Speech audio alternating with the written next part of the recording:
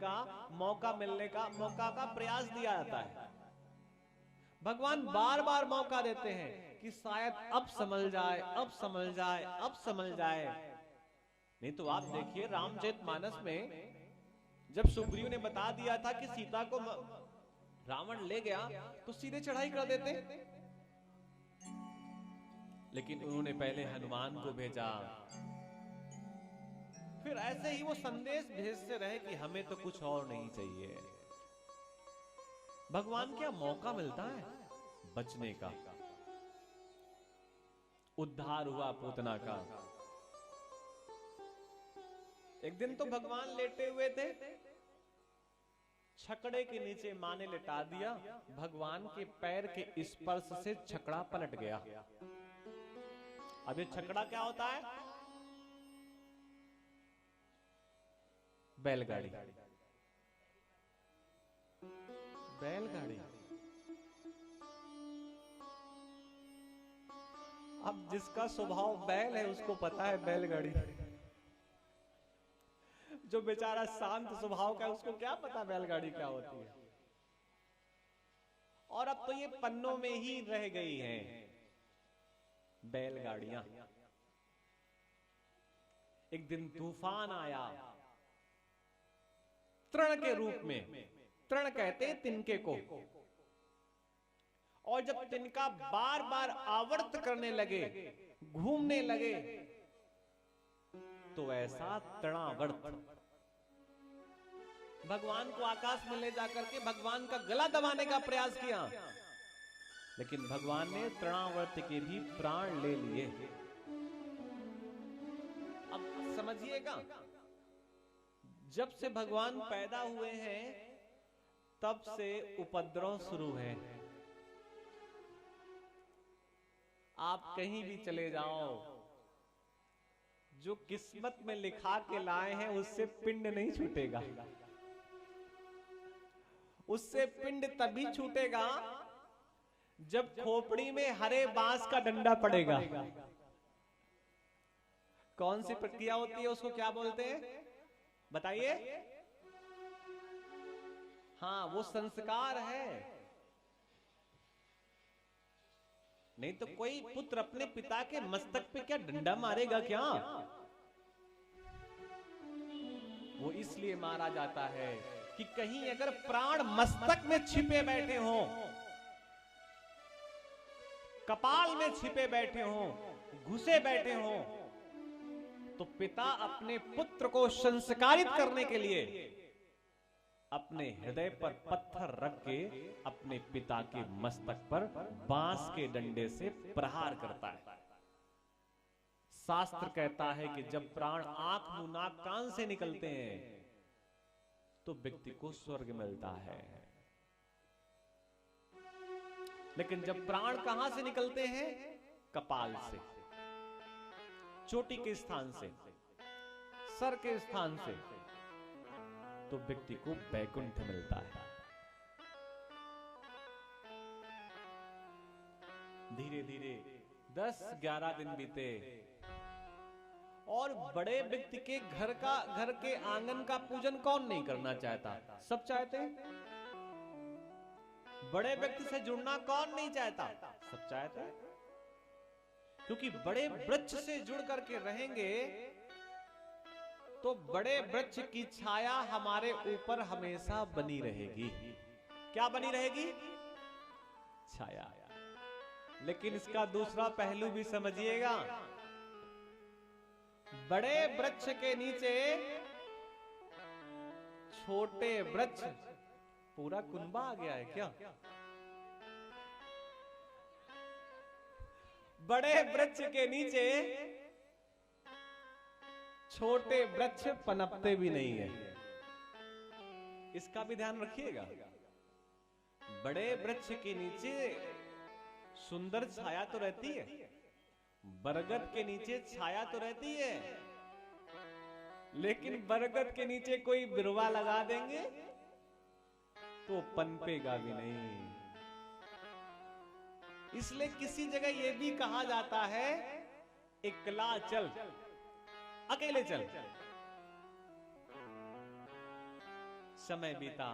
कौन नहीं बड़े व्यक्ति से जुड़ना चाहता। गर्गाचार्य निकल पड़े अपने घर से कि कोई ग्वाला कह दे कि हमारे बालक का नाम रख दीजिए आकर के। गर्गाचार्य द्वार में पहुंचे तो वहां पर माता ने जब देखा, यशोदा ने, तो मां ने कहा, यशोदा मां ने गर्गाचार्य जी से कि ऋषिवर एक कार्य करिए, क्या? हमारे बालक का नामकरण कर दीजिए।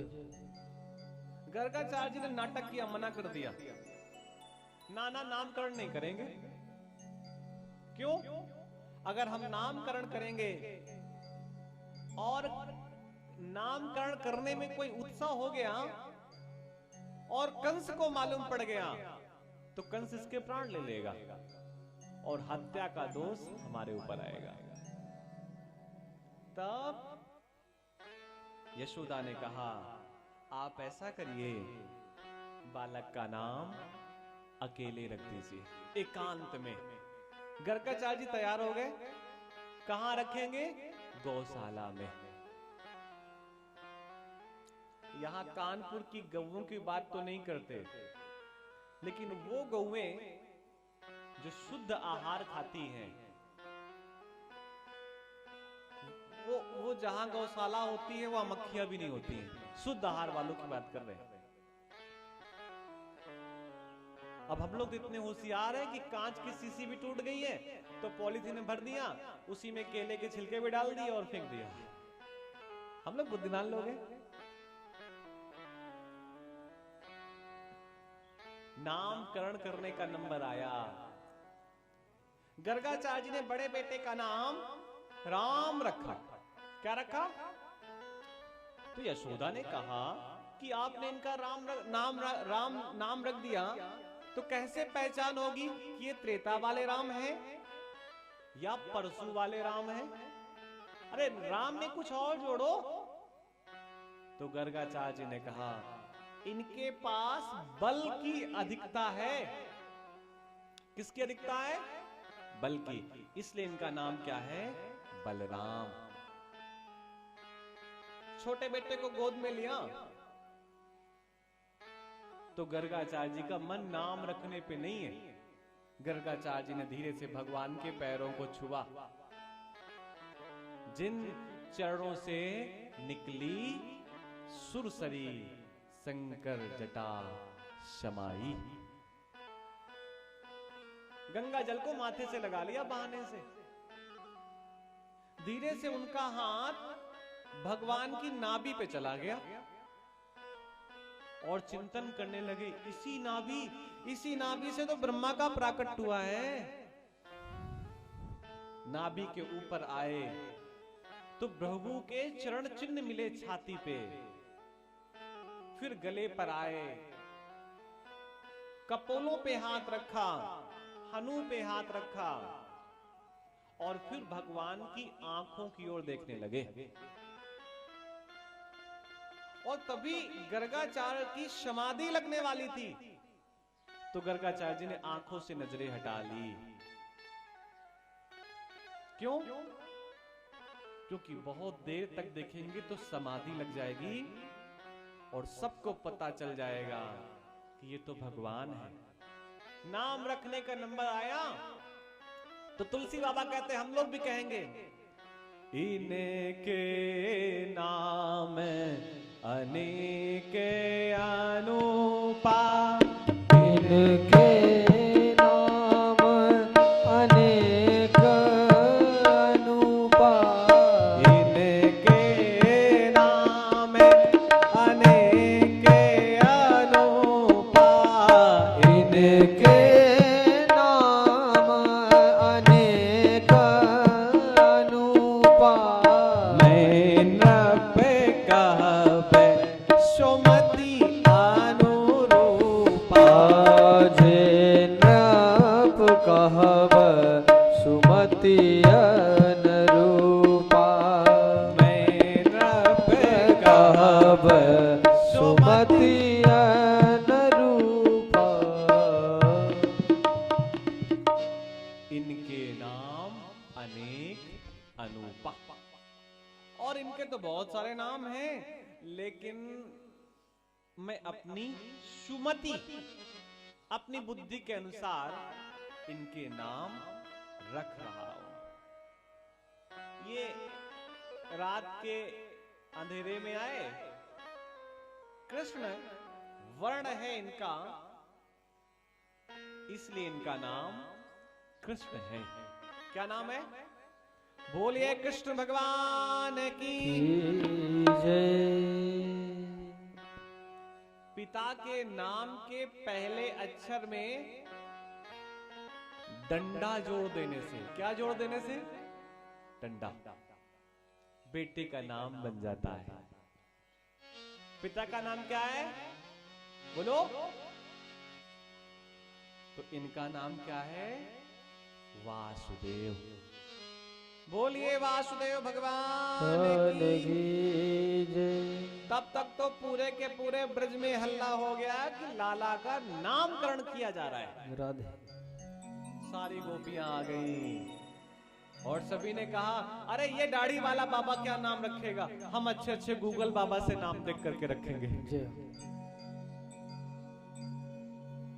एक ने कहा, ये तो यशोदा का लाला है, इसलिए इसका नाम क्या है? यशोदा नंदन। दूसरी ने कहा, ना ये तो नंद का भी बेटा है, इसलिए केवल यशोदा नंदन नहीं, इनका नाम क्या है? नंद नंदन। तभी तीसरी गोपी ने कहा, केवल नंद नंदन, ये तो पूरे ब्रज का है, इसलिए इसका नाम क्या है? ब्रज नंदन। किसी ने कहा, अरे मैं भी अपना नाम रखूंगी, जब से मैंने इसको देखा है इसने मेरे चित्त को चुरा लिया है, इसलिए इसका नाम क्या है? चित्तचोर। किसी ने कहा, जब से इस बालक का जन्म हुआ है हमारे घर में नित्य माखन की चोरी हो रही है, पता नहीं कौन खा जाता है, तो इसका नाम क्या है? माखन चोर। किसी ने कहा, इसने मेरे मन का हरण कर लिया है, इसलिए इसका नाम क्या है? मन हर, जिसने मन को चुरा लिया। तब एक गोपी ने कहा कि ये मन हर बहुत अच्छा नाम नहीं लग रहा, इसमें ऐसा लग रहा है कोई चोरी का शब्द जुड़ा हुआ है। तो बोले, भैया तुम नाम रख लो। तो एक गोपी ने भगवान के बालों की ओर छुआ, बालों पे हाथ घुमाया और कहा, इसके केस बहुत अच्छे हैं। क्या अच्छे हैं? केस। इसलिए इनका एक नाम क्या है? केशव। कोई कहे गोविंदा, और किसी ने गोविंद, कोई गोपाल, और ऐसे अनेकों नाम रखे गए। तो अभी एक बूढ़ी माँ आ गई और बोले, नाम के चक्कर में तो लल्ले को कुछ खिलाना पिलाना भूल गई। तो वो माँ 2 लड्डू लेकर के आई थी, एक भगवान के हाथ पे रख दिया और दूसरा भगवान के मुंह पे, और बोले, अब तो इसका एक ही नाम फेमस होगा। क्या नाम होगा? लड्डू गोपाल। बोलिए लड्डू गोपाल भगवान की।